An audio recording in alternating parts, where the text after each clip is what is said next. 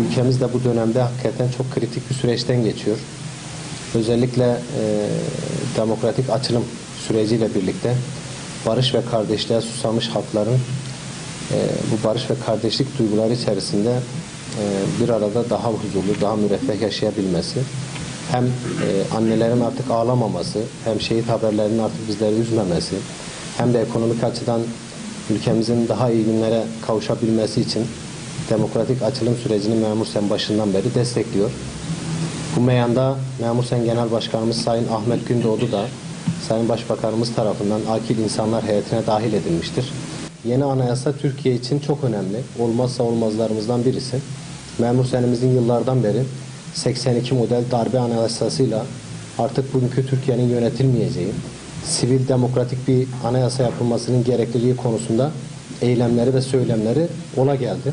Ve Büyük Millet Meclisi'nde devam eden anayasa çalışmalarla ilgili de bilgi alışverişinde inşallah Sayın Vekilimizle bulunmak istiyoruz. Komisyon çalışmalarını şu anda anayasa üzerinden yürütmüyor. Bildiğiniz gibi uzlaşma komisyonu şu anda çalışmalarına devam ettiriyor. Ancak uzlaşma komisyonunu biraz daha çözümsüzlük komisyonuna doğru taşımak gibi bir özel gayreti var muhalefetin. Başta CHP ve MHP olmak üzere BDP'nin de bunun konuda benzer gayretleri var. Ama Sayın Başbakanımızın da özellikle ifade ettiği ve altını çizdiği gibi buradaki uzlaşma komisyonu uzlaşmama ya da çözümsüzlüğe yönelik bir hal alınca deklar etmişti. Biz bu milletin bizden beklentisi şeklinde tezahür eden özgürlükçü, adalete ve hakikate uygun, bu milletin kendinden var ettiği bir sivil anayasayı bu millete hediye etme sözü vermiş bulunmaktayız. Bu sebeple de onlar masadan kalksa ve bu konuda bütün çabaları akamete uğratsa, sonuçsuz bıraksa dahi biz bu konuda bu çabaları sonuçsuz bırakmayacağız. AK Parti'nin kendi hazırlamış olduğu sivil toplum örgütleri, üniversiteler, barolar ve sivil toplum örgütlerinin de verdiği destekle hazırlayacağı anayasa taslağını referanduma götürme noktasında kararlıyız.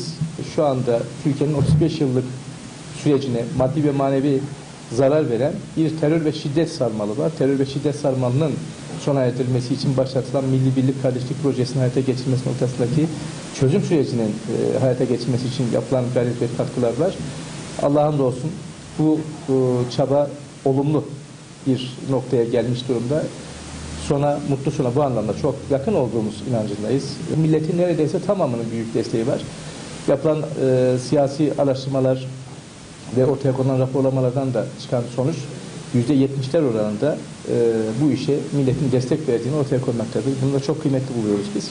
İnşallah biz bu süreci bütün bir topyekün Türkiye olarak, kazanım olarak inşallah sonuçlandıracağız ve göreceksiniz. Terör ve şiddet son bulacak. Terör ve şiddetin vermiş olduğu zararlar, manevi zararlar öncelikle tabii tahmin edeceğiz. Terör ve şiddet sarmalına kurban ettiğimiz, feda ettiğimiz yaklaşık 400 milyar doların ülkeye kaynak olarak geri dönmesinin hesaplarını yapıyoruz. O zaman çok daha farklı, çok daha başka bir Elazığ, çok daha farklı, çok daha başka bir Türkiye olacak. Bunu hep birlikte yaşayacağız ve bunu gerçekten hak ediyoruz. Bu millet yeterince acı çekti, acı yaşadı.